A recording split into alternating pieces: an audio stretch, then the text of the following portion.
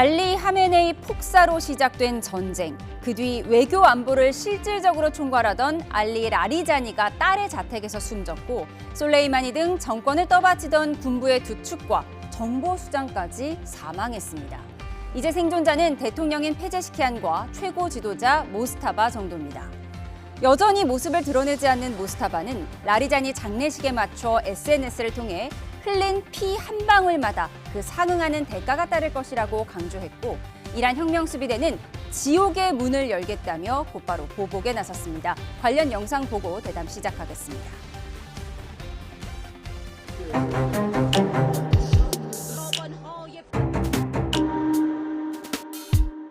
모스타바는 흘린 피 한 방울마다 그에 상응하는 대가가 따를 것이라며 الحرس الدولي الإيراني الأبواب جهنم ستفتح عليكم الصواريخ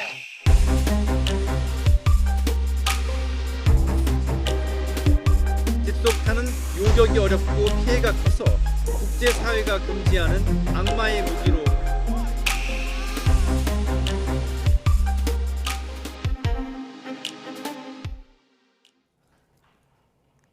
20일째 이어지고 있는 중동 사태, 이물출 경남대 극동문제연구소 교수, 김대호 글로벌 이코노믹 연구소장 두 분과 함께합니다. 어서 오십시오. 네, 반갑습니다.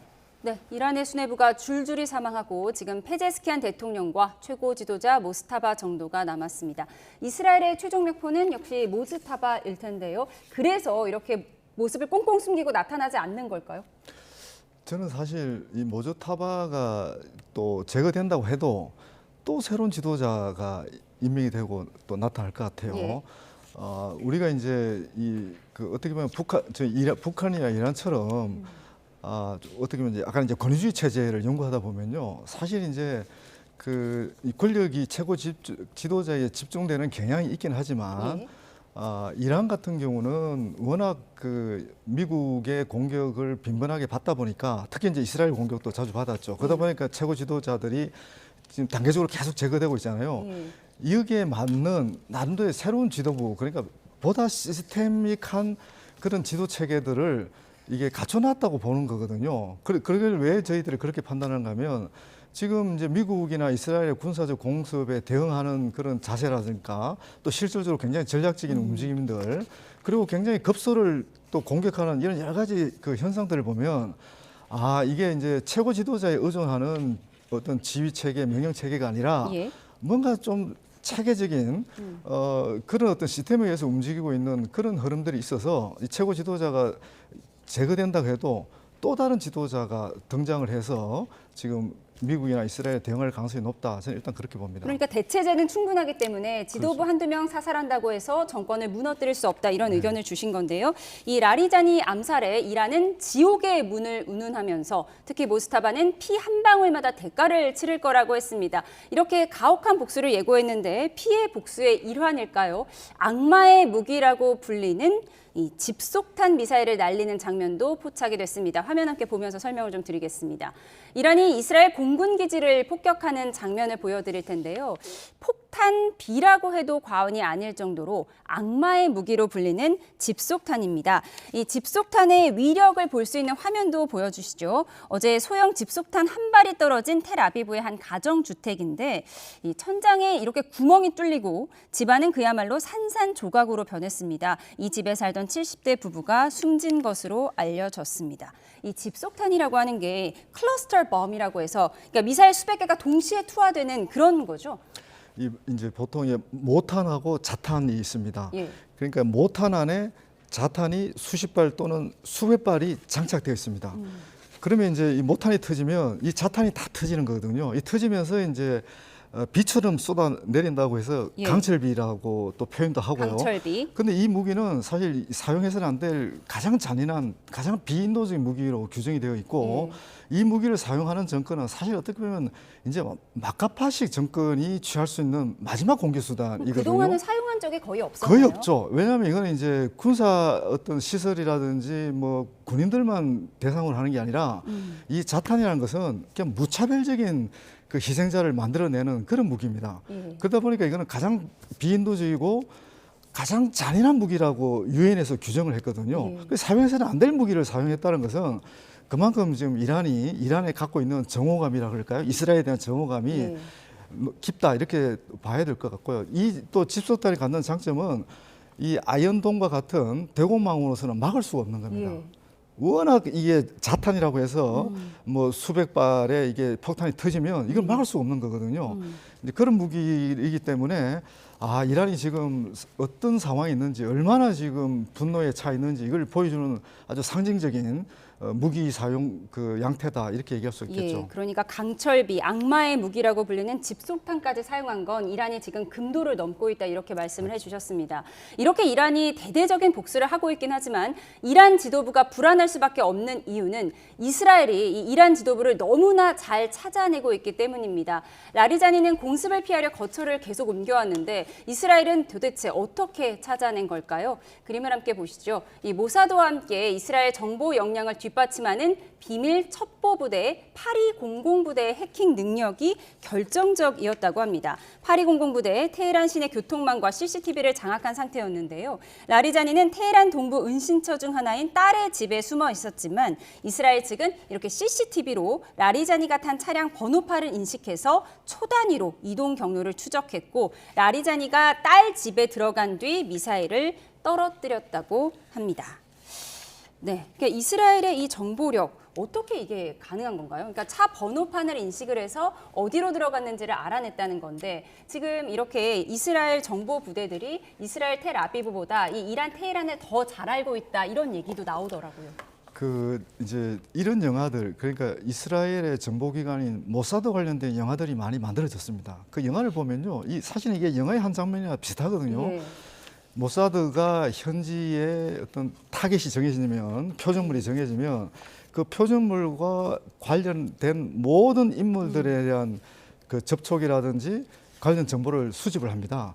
특히 이제 모사드가 그 가장 흔히 쓰는 방법 중에 하나는 그 표적과 관련된 사람들을 이제 매수를 합니다. 표적의 동선을 가장 잘 아는 사람들을 돈으로 매수를 하든 뭐 그 사람의 약점을 잡아서 매수를 하든 매수를 하고 그 사람이 꼼짝없이 그 표적과 관련된 정보만 수집하고 그걸 이제 공유할 수 있는 시스템을 만들어 놓거든요.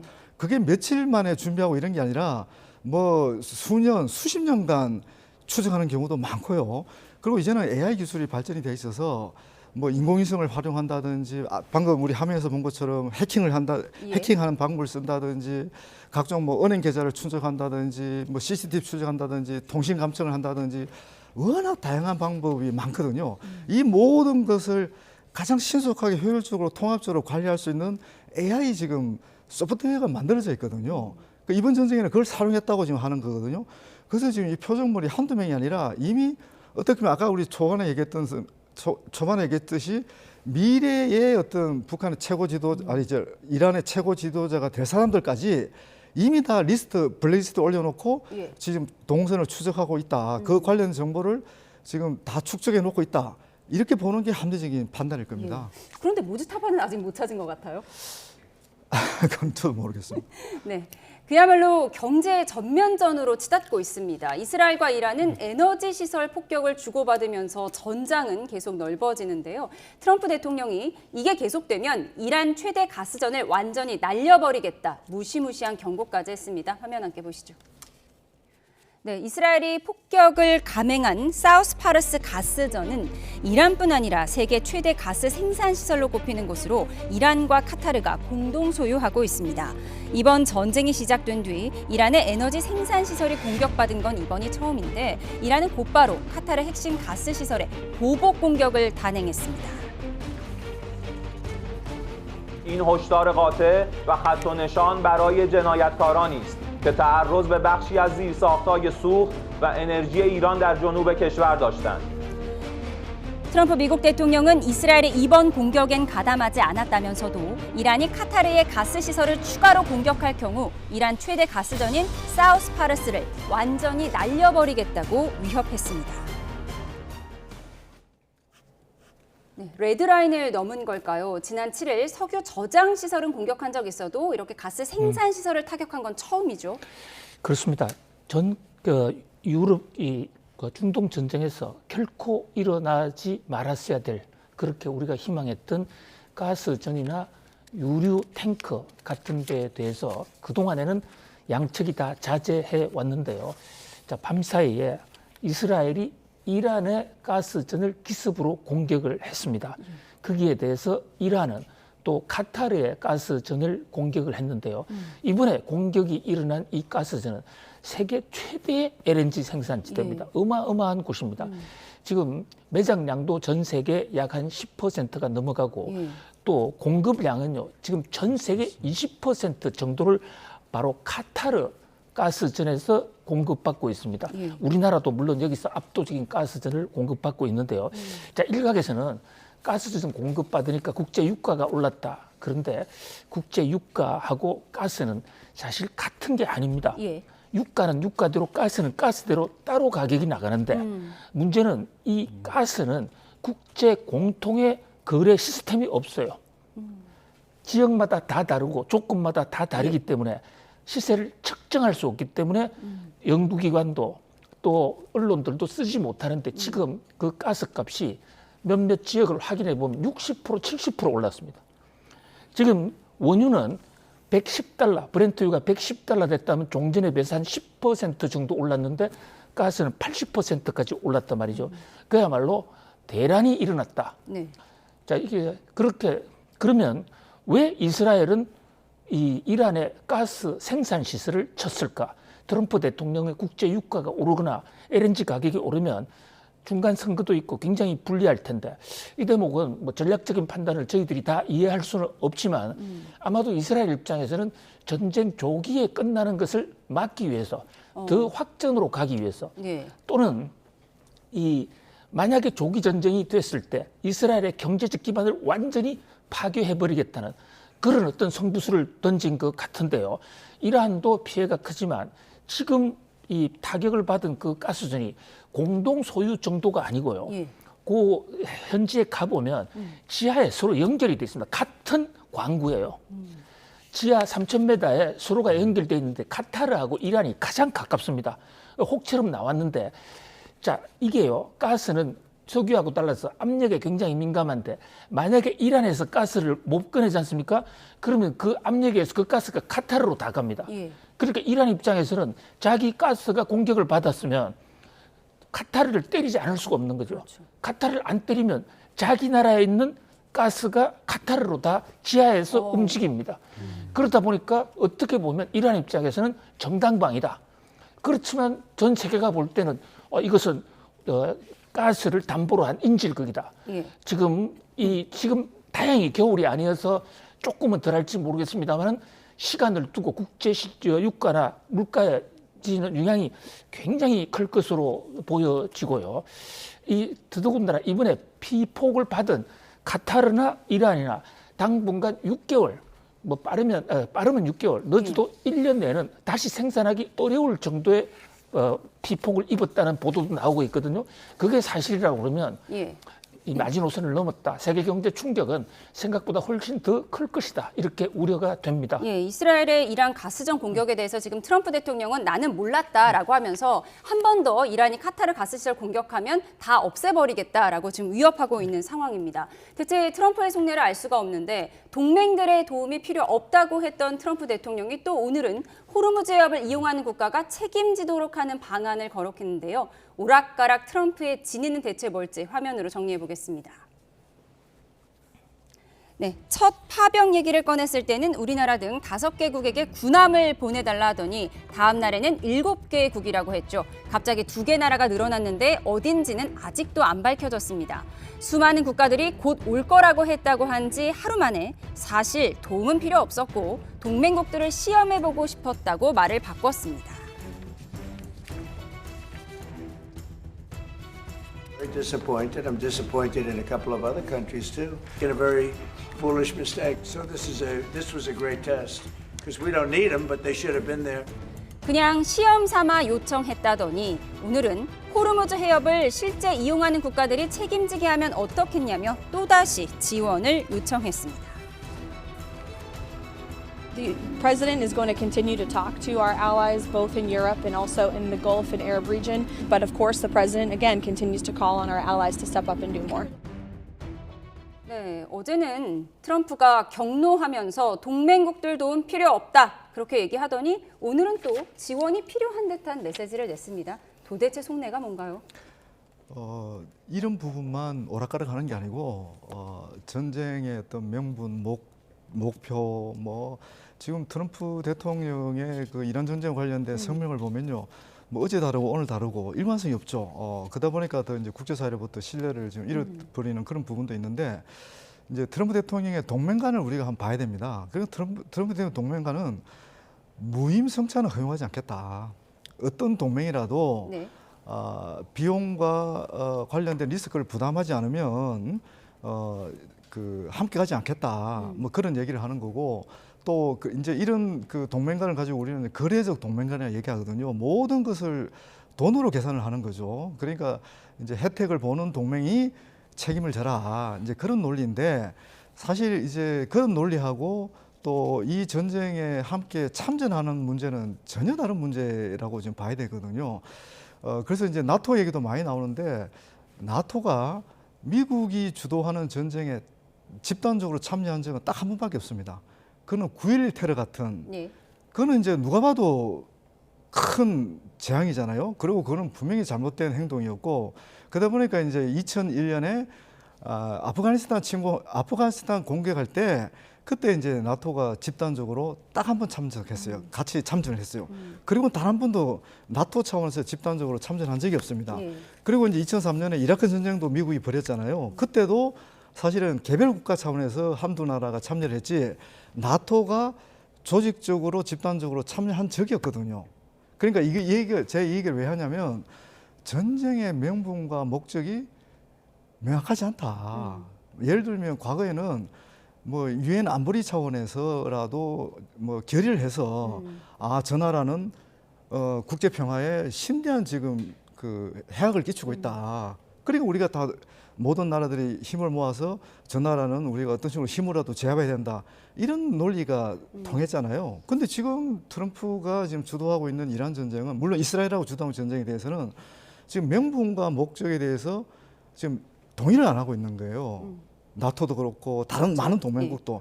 또 이게 굉장히 재미있는 역설이 벌어지고 있는 게, 미국에 의존하는 동맹일수록 지금 손해와 부담을 지는 구조가 돼버렸거든요. 미국하고 잘 지내고 더 동맹이면 더 많은 혜택과 더 어떤 비용의 부담을 들어야 되는 게 정상인데, 지금 현상을 보면 미국에 가까운 나라일수록 더 손해를 보는 구조를 지금 만들고 있단 말이에요. 예. 이런 상황 때문에 동맹국들이 흔쾌하게 이 트럼프 대통령의 이런 그 요청에 대해서 지금 응답을, 호의적인 답변을 지금 안 하고 있는 거예요. 그런데 이런 식으로 계속 갈 것 같아요. 그래서 지금 이 국내법적으로 지금 우리뿐만 아니라 일본도 그렇고 참전을 하고 싶어도 국내법이 다 제한하고 있어요. 그러니까 일본 같은 경우는 이제 평화헌법, 자위대법이 있는 거고, 우리도 헌법이 있는 거고, 그래서 이런 전쟁, 지금 이 애매한 전쟁에 우리가 참전을 해야 되는가, 이 부분과 관련해서 국민들을 설득시킬 수가 없는 상황이거든요. 예. 그러니까 미국과 가까울수록 오히려 손해를 보게 되는 동맹국들의 딜레마를 설명해 주셨습니다. 그래서 우리도 바로 이 두 사람의 만남에 집중하고 있습니다. 트럼프 대통령과 만날 일본 다카이치 총리의 선택에 전 세계의 관심이 집중되고 있는데요. 정상회담하기에 최악의 시기란 얘기까지 나오는데, 다카이치 총리의 목소리 직접 들어보시죠. 日本の法律に従ってできることはできるけどできないことはできないそれをしっかりとお伝えするつもりですし自衛隊の安全確保がしっかりとなされる中でしか自衛隊を軽々に送るわけにはいかないとそういったことはしっかりと申し上げておきたいと思います。 네. 다카이치 일본 총리, 왜 하필 지금일까 속으로 이런 생각을 할 것 같은데, 일단 지금 미국에 도착해서 곧 트럼프 대통령을 만나게 됩니다. 파병을 하기 어려우니 선물 보따리를 들고 갔을 것이다, 이런 예측도 나오더라고요. 예, 지금 이 관세 폭탄이 터졌을 때도 사실 일본이 미국과 가장 먼저 합의를 했고, 그게 우리나라의 합의에 큰 부담이 됐습니다. 무려 5,500억 달러를 미국에 출자를 하겠다. 이러다 보니까 미국도 한국에 대해서 그 절반 이상은 하라. 이게 우리 3,500불로 그냥 이어진 것이거든요. 근데 일본과 우리는 사정 경제 구조가 완전히 다른데도 불구하고 이 일본의 선심 정책에 우리도 쓰말려 들어갔다, 휩쓸려 들어갔다고 볼 수가 있는데, 특히 이 트럼프 이제 일본의 다카이치 입장에서는 자위대 문제와 경제 문제 두 트랙을 가지고 현재 보관을 갖고 있다, 이래 일본 언론들은 보도를 하고 있습니다. 예. 그래서 만약에 안보 협력이 좀 어려우면 경제적으로 일본이 미국을 돕겠다. 네. 이를테면 미국의 경상수지 적자 부분을 일본이 좀 메꿔준다든지, 또는 경제 협력 규모를 더 늘려준다든지, 또 미국의 수출을 일본이 더 물건을 사준다든지, 이런 방식의 제3의 아이디어도 지금 제기하고 있거든요. 근데 사실 일본은 경제적으로는 좀 여력이 있습니다. 네. 일본은 외환 보유고가 우리보다도 거의 4배 이상 많고, 또 여러 가지 무역 흑자 규모 이런 것도 국가 경제 파이가 우리보다 굉장히 크기 때문에요. 네. 걱정이 되는 것은 그것을 빌미로 트럼프 대통령이 한국도 일본의 경제 규모에 걸맞게 비례해서 그 정도의 60%나 70%를 하라고 요구할 수도 있다라는 예. 대목이거든요. 끝으로 보면 우리가 일본의 경제 덩치의 약 70%까지 가는 그런 거시경제 지표도 외형적으로는 있습니다만은, 그러나 속으로 그 질적인 면에서 보면 아직도 외환 보유고 같은 데 있어서는 우리가 예. 일본의 3분의 1, 4분의 1도 못 따라가고 있거든요. 이 점을 좀 정신을 바짝 차리고 협상을 해야 될 것으로 보여집니다. 예. 사실 뭐 파병을 하는 문제와 경제적인 선물 보따리를 푸는 문제는 완전히 별개인데, 만약에 일본이 선물 보따리를 풀어서 트럼프의 마음을 달랜다면 우리는 이 파병 딜레마를 어떻게 해야 하는 걸까요?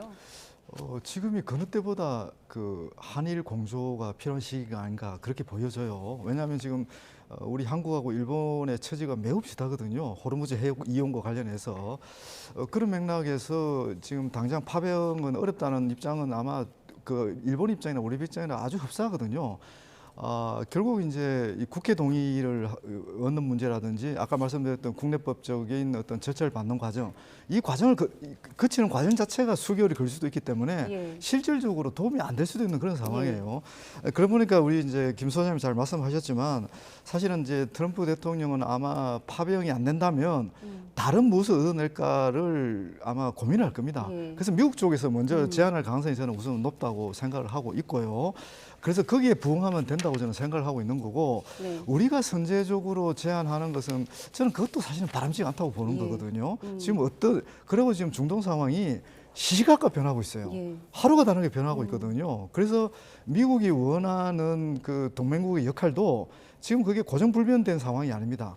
그런 맥락도 봐야 되거든요. 그래서 중동 전쟁 상황, 전황 상황을 지켜보면서 적절하게 한미 동맹의 정신을 유지하면서도 가장 효과적으로 기여할 수 있는 방안을 찾아야지, 예. 지금 미리 그 어떤 결정한다는 것은 저는 쉽지 않다고 일단 보는 거고요. 예. 그래서 다양한 뭐 옵션을 얘기를 많은 분들 얘기하고 있는데, 저는 이 변화되는 아주 급변하고 있는 상황을 고려하면 실효성은 그렇게 크지 않다 이렇게 네, 봅니다. 전쟁 파병 요청도 거래의 기술로 사용할 수 있는 트럼프의 경우의 수를 좀 따져봤습니다. 그런가 하면 중동 전쟁 불똥이 과자로까지 튀었다고 합니다. 일본 내에서 감자칩 사재기 움직임이 확산하고 있다는데 대체 무슨 일일지 화면 함께 보시죠.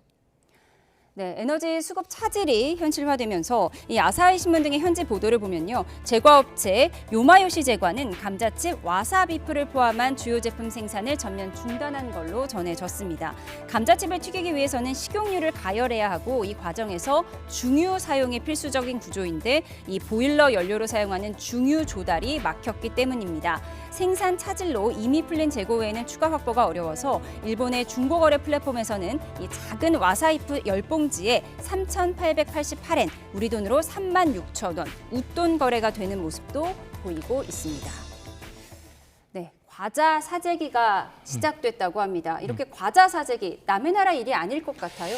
그렇습니다. 우리가 석유하면 뭐 자동차라 움직이고 비행기 그 산업체 공장 불 때는 데 쓰는 거 아닌가라고 생각하기 쉽지만, 사실 우리가 입고 있는 옷, 먹는 음식, 모든 이 우리가 보이는 경제지에 석유가 들어가지 않는 게 없습니다. 자, 우선 그 중에서요, 나프타라고 하는, 우리 납사라고 흔히 번역을 하는데, 우리가 세계에서, 중국을 빼고는 세계에서 가장 많이 생산하는 나라예요. 그런데 지금 나프타가 부족해서 전 산업계에 비상이 걸렸습니다. 나프타가 안 들어가면 옷도 만들 수가 없어요. 그런데 왜 전 세계에서 가장 많이 생산하는 한국에 이렇게 문제가 되느냐.